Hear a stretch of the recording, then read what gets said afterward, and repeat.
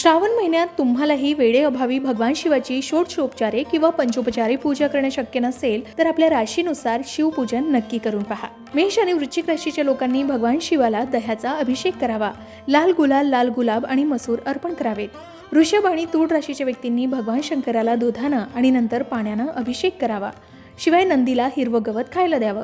मिथुन आणि कन्या राशीच्या व्यक्तींनी भगवान शिवाची आणि देवी पार्वती सोबतच श्री गणेशाची विशेष पूजा करावी। त्यांना कन्हेरीचं फूल आणि मध अर्पण करावं। शिवाय बेलपत्र आणि चंदनानं भगवान शिवाला शृंगार करावा।